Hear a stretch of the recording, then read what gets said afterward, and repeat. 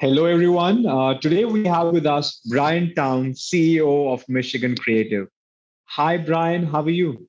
Hello, sir. How are you? Glad to be Doing here. well.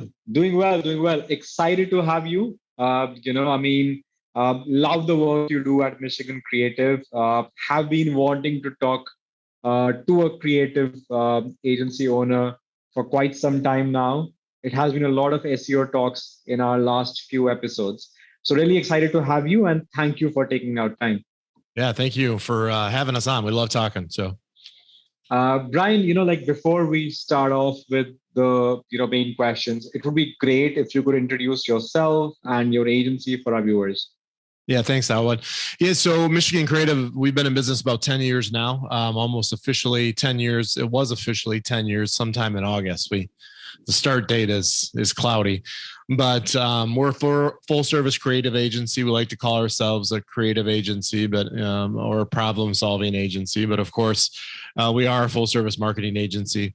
We have 14 full-time staff, and we really do just about everything from branding to websites, a ton of video. We have 2 full-time video producers, and websites, digital marketing, graphic design, and then project management.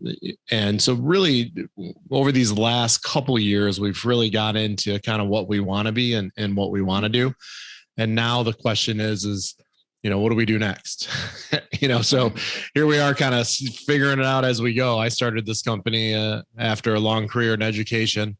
Friday decided to resign and Monday got an office in an incubator space and tried to figure it out from there. So here we are 10 years later. So we did something right. We made it.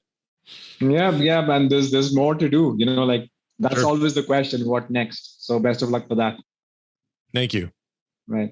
Brian, you also have co-founded Able Eyes. Please tell us more about it.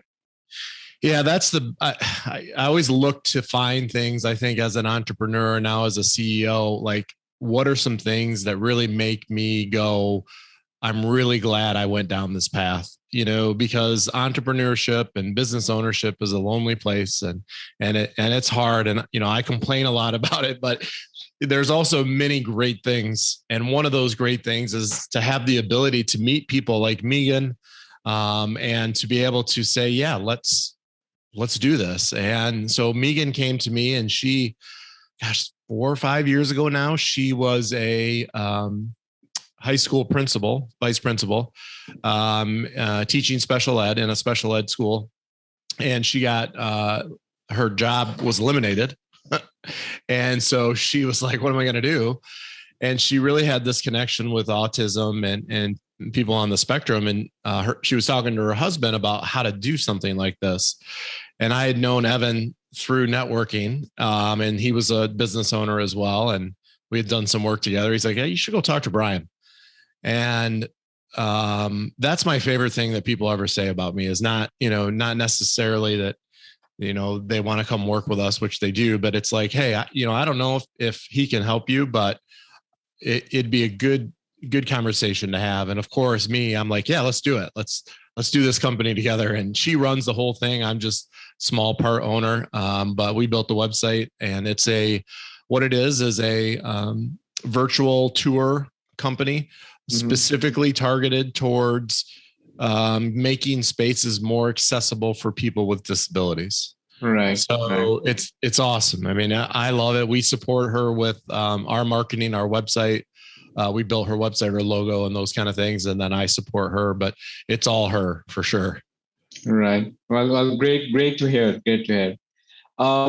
Brian, as a leader, what would you say was your biggest learning from the pandemic? Yeah, the best thing that came out of the pandemic, and I think we were prepared pretty well, because one of our core values is every problem has a solution. And, there was that moment, I think, where a lot of us, leadership team and me included, were like, what are we going to do? Oh no, all right, let's do this. And, I think what really came out of that is my understanding of we can make it through with the people that we have. We're going to make it. And the thing that really came out of it that was extremely good is I think a couple of things. Number one, communication during any time is important, but communication when people are nervous or unsure is key. And so I made it a point to have daily check-ins with our entire staff on Zoom. And a lot of it was because we had lost some work. And a lot of it was mostly like me going, hey guys, everything's going to be okay. Here's what I'm following. Here's what I'm thinking. And just letting them know that they were going to have a place to come back to, and they were going to have a place to continue to work. And we did have to lay some people off part-time for a little bit, I think maybe 2 months. Yeah. But just letting them know this is what we're thinking about. And I don't think it's going to be very long. So for us, it made us and forced us to communicate better. We don't do daily check-ins anymore, but we still do them twice a week. And that was something we were not doing before the pandemic. So I think like for a lot of us, a lot of things have changed since pandemic, and they have remained, right? You're absolutely correct. I think a lot of things kind of changed in pandemic and stayed. And we were just lucky to be in an industry where, we kind of were okay remote working. Sure. In fact, like for some of our teams, the productivity has increased working from home. So absolutely correct. Yeah. And I think another piece that came out of that too was we still have people today that live 3 miles from the office, 2 miles from the office, and they just prefer to work at home. And I think one, it's given us more room at our office. 2, there's less distractions because we like talking to people. And, I think that, also, I think another really good story is we had a young man that was working for us that he had to move back to Virginia. And he was like, well, I just want to say thanks for everything you've done and the time. And I'm like, well, you're not going anywhere. I said, you're still going to work on our team. And it has, I don't think that without learning how to do this remote work for us, I don't think we would have done that. No, absolutely. Absolutely. But having said that, I am bored of working from home. I mean, like, Me too. like there's nobody else in the office. Like we have around like 3 floors here, but I still come every day and just, so do I sit in this cabin. But yeah, I can't do it. Yeah. My wife and I are the same way. Like she can't work at home. I can't work at home. It's just, there's too many other distractions at home for me. And I honestly, I think the biggest reason is I like to try to separate home from work the best I can. Right. Brian, from your experience, when you're starting off as an agency, what are the most easily forgotten, aspects that actually should never be neglected? Yeah, love this question because my answer 6-7 years ago would be different than it is today. So back then, I used to tell entrepreneurs and people to, just do it. Go for it, start a business, make it happen. And now now I tell me I don't do that. But the things that I think we didn't focus on right away. Number one, I always tell new businesses this is the only thing that matters when you start. And for the most part is sales. Every single day, what are you doing to somehow increase the possibility of getting new sales, whether that's networking, whether it's doing podcasts like this, whether it's, reaching out to somebody, because, at the end of the day, you could have a great culture. You could do great community service. You could do all these things, but if you don't have sales, it doesn't matter. Right. And so I always tell entrepreneurs, like, always focus on that. And then the other thing I tell them too, is make sure that you understand your finances and you have somebody help you with that. Because as a beginning startup business, you are everything. And so getting people on that team or outsourcing that work to people that are better and smarter than you, especially when it comes to the finances, is super important. We didn't do that very well in the beginning. And then, I think lastly is start thinking about your processes. Mm-hmm. And it's hard when you're by yourself because you're doing everything. So it's just like, I got to do it all. So it doesn't really matter. But I think really what happens when you have a new customer come in? What happens when they want you to do extra work? What is the process for that? What happens when the contract's over? What's the process for that? And so really having those processes written down so that you can see when they don't work. And that way you can adjust and grow. And then when you start to hire people and bring people on, you'd be like, here's the process for how we do web development. Here's how we launch a project. And so it's easier for you to onboard people as you start to grow. Right. Absolutely right. Talking about, company culture. Company culture is very crucial, for all employees to understand. How do you foster it remotely? Yeah. So I think company culture sometimes gets a bad rap because we think, we talk about company culture, and a lot of us, and I was guilty of this too, think that company culture is that we have fun at work and we go out and we do things as a company and we do, and all that's great. However, I think really starting with, your core values and really understanding what those core values are. And again, I think people also don't really understand how to write those core values. And I think, the core values should be written not about what the kind of work you're going to do at the company. Mm-hmm. The core values should be written about how you want to be as a person. Right. And those core values cannot solely come from leadership because, the best example I can give you of that is I was talking to a manufacturing client and I'm helping him write his core values, and he has some. He doesn't love them, but he has a base. And I said, well, look, for example, here it says that family comes first as one of your core values. And I think that's great. But do you require a lot of your employees to work overtime and double time? And he's like, well, yeah, we have to. We're busy. I'm like, then you can't have family as a core value. Right. Not yet. And so I think if you have, we had core values and we had sort of we had a good culture, but it was just kind of there. And we didn't have any way to use it and support it and measure it. And for a creative company, measuring sounds awful, right? Yeah. But our core values now are integrated in everything we do. So it's how we hire, it's how we fire, it's how we market, right. it's how we solve issues. And so I as a leader and my leadership team live by the core values. And I think it's one of the things that has created the type of culture that we have. Right. I'm not sure if you have heard of the book Traction. Oh yeah, that's what we are EOS Traction. Oh yeah, you did. Yeah. So we do Traction as well. And since the time we have implemented Traction, things have actually changed. So, again, it starts with the values and then, that's where we got it from. I mean, we had a good culture and we had those core values. I did for what I wanted, but we didn't, until we did Traction, we didn't do anything with them. And, we didn't have productive meetings whatsoever. We just had meetings because we thought we were supposed to have meetings. And now we have our L10s on Thursdays and we get more done in an hour and a half than we did in months and months of meetings. Right. I mean, earlier you just make lists of rocks and, to-dos, and now you exactly know what you need to do. Yeah. And I think Traction is why I think there's a lot of reasons why we've had such great success in these last 2 years. Multiple, but I would say Traction is a big piece of that. Right.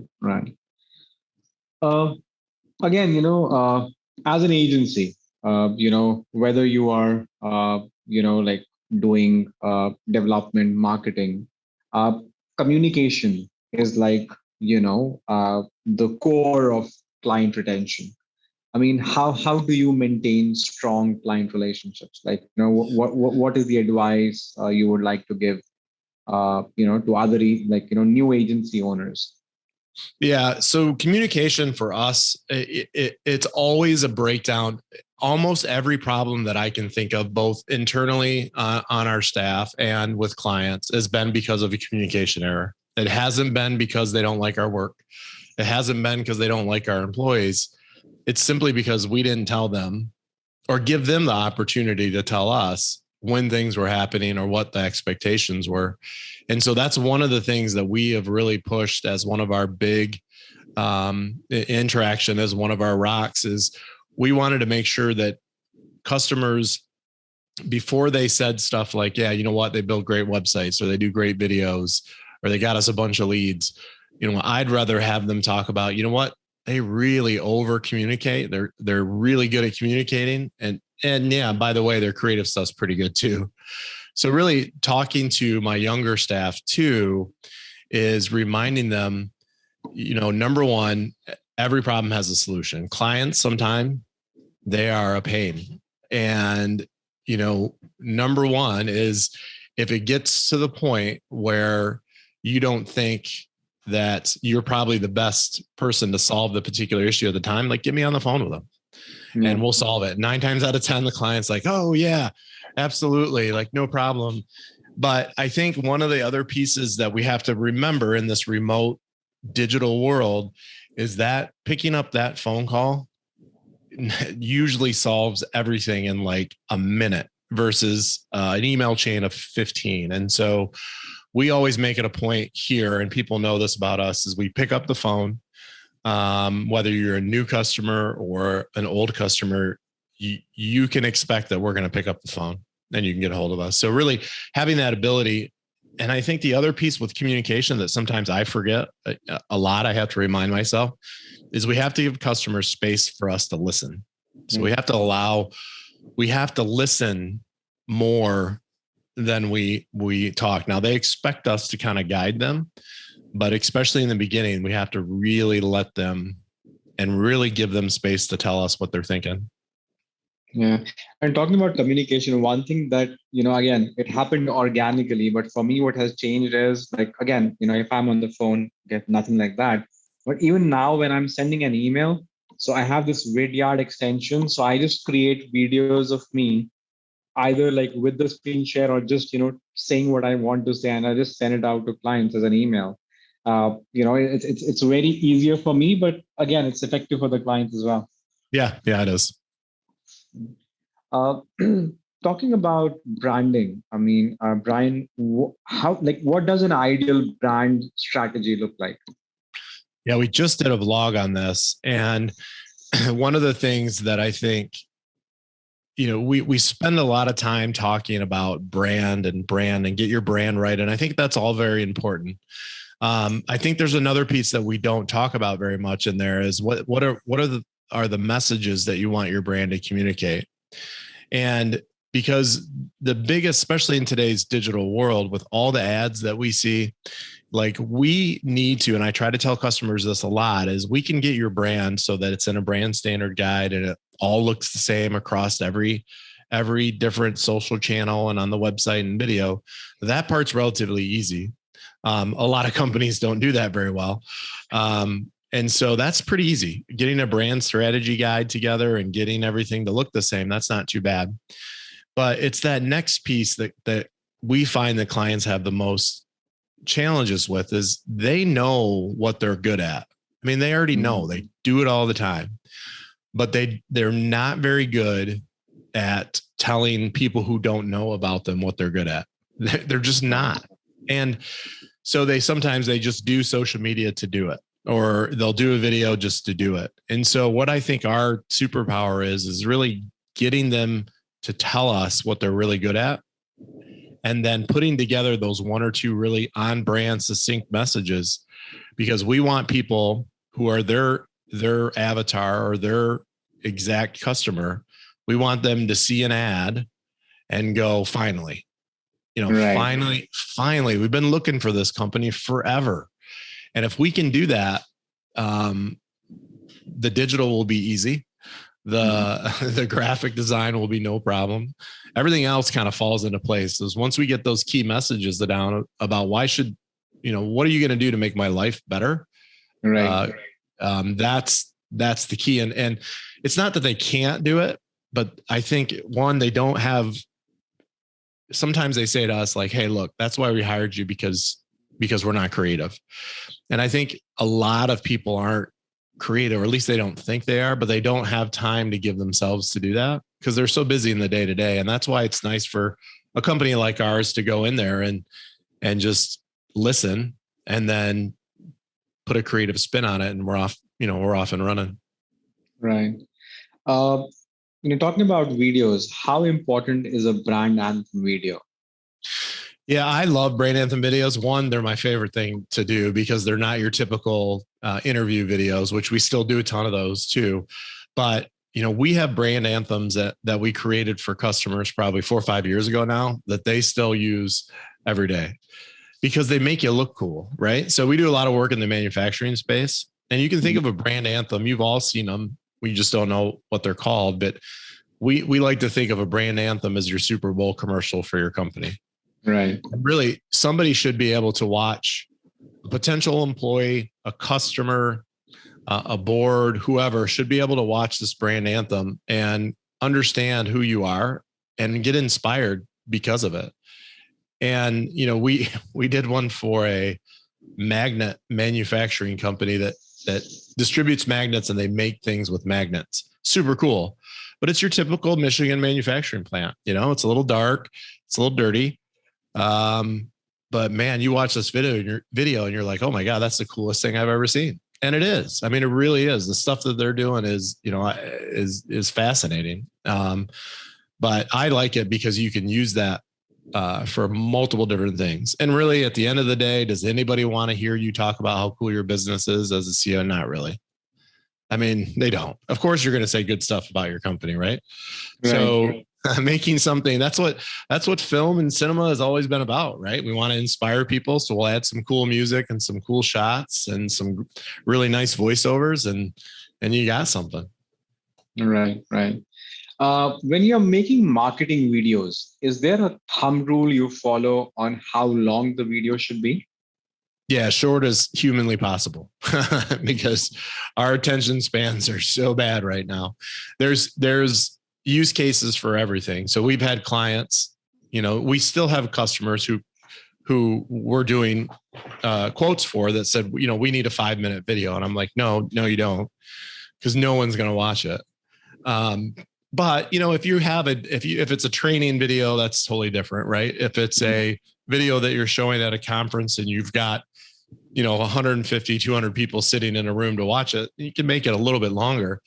But really, our max that we really push for, our max is 90 seconds. Right. And then if you're doing something that's an advertisement, 15 to 30 seconds is about all you got. Because people know, they're going to be sitting on their couch scrolling through Instagram and Facebook. And if they see a video that's a minute and a half, they're not going to even watch it. It's too long. Right. What are the best practices of, creating a persuasive video that prompts action? Yeah, I think always, and we do this with just about every video we do, is you have to start with a script and you have to start with a plan, and you can call it a storyboard. I don't know if you need to go into that much detail, but really, I think the biggest thing is understanding at the end of the video, what do you want people to do? And what action do you want them to take by the end or sooner of that video? And so really coming up with those ideas, if it's just to inform and to let people know your brand, that makes it a little bit easier. But I think starting off with that script and that plan with the video is going to really make a big difference, because then kind of what you're supposed to be doing when you're shooting it, when you're editing it, and then where do you put it? Right. When should one rebrand? That is a very up in the air question. That we are going through that discussion right now. I think it depends. A rebrand is a big decision. Yeah. And sometimes, we've got a client right now that we're actually kind of up in the air to decide if it's time to do that. So when you're rebranding, you have a couple different options, really. You have 3, in my opinion. You can keep the same name and you just sort of upgrade, modernize your current logo. I think that's a pretty easy one if you're unsure. We've run into some logos that are pretty 1980s, but they're not going to change their name. So we can kind of modernize that logo. But a full rebrand, if you're going to change the name, or even if you're going to keep the name and come up with a brand new logo, is something that, has to be, in my opinion, either has to be a really bad logo, or you're going to have to really, say it's got to be a good 10 years before you're even thinking about that. And, it depends on the type of company that you are too. At the end of the day, if you're a smaller company that you haven't done much marketing in the past, you don't have brand recognition necessarily, then at that point, it doesn't really matter. And I also tell people too that I think we overthink it a little bit. When we're like, oh man, we can't rebrand now. We got to change this. We got to change this. And it's really not that big of a process, depending on the size of the company. So, I don't know what a good timeline is. I think that's going to really depend on who it is and what they're trying to accomplish with it. Right. HubSpot says a website with a blog attracts 67% more traffic as compared to a website without blogs. How to plan, structure, and promote your blog for traffic? Best practices for creating an editorial calendar. Yeah, and I can break SEO down for you. And being an SEO guy, you're going to appreciate this. But SEO on its basic level, Google looks at your site and says, hey, this company does this. This company does landscaping in Lansing. Do they talk about landscaping successfully on their website? And if the answer is yes, Google is going to say these guys probably should be ranked higher than someone else. And they keep their site updated with new and fresh blogs and new content that's relevant. And it also is not like SEO crap that's, a bunch of landscaping Lansing words in there. It's actually relevant, readable content by a human. That's what Google wants. That's all it is. I mean, there's things like security and mobile friendliness and speed and all that other stuff too. But at the end of the day, if you're writing really, really good content about what you do consistently on your website, that's what Google likes the most. And how you do it, writing is very difficult. Writing is difficult, even, for some of my staff. Like, we have to sometimes make them do it.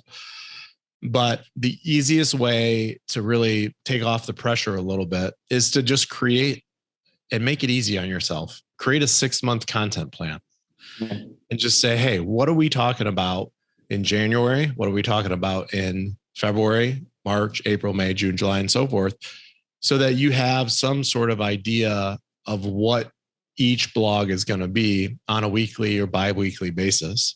And so creating a simple content calendar will take a lot of pressure off, and then also divide and conquer. So we do a really good job with our own marketing here, but we have 14 staff members and everybody's responsible for writing one blog a month, right? One blog a year. Sometimes some people write 2. That's it. And so if you've got a large staff, start asking questions like, hey, in January, we're doing something on mobile and SSL, would you be able to write me a 500-word piece on 3 things to look at for your website? And most people are like, yeah, I can do that. Right. Talking about content, what are your thoughts on using content generators? Yeah, I like content generators if and only if it is relevant content for you, number one. And number 2 is if you're going to have some responsibility on your own. I don't think that you can have just content generators solely. I think you still need that voice. I think they're really nice to find things that you can outsource, so that at the very least, you're going to have good content on your site, that if for some reason you have a busy week and you can't get to it. But I think they're great as long as you're still providing some of that content, especially as the owner or one of the leaders. Your customers want to hear from you. But content generators are really nice because you can always know that no matter what, you're going to have fresh content on your website. Right. Driving engagement, with an increasing number of channels available to connect with customers seems like a challenge now. How do you tackle that? Yeah, pick one. That's what I always tell.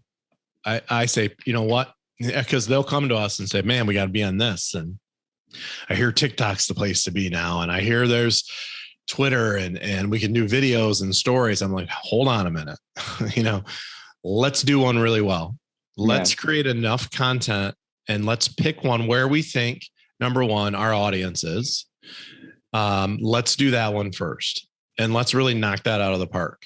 And once we do that, then we can decide, all right, let's take this content and share it on Instagram too.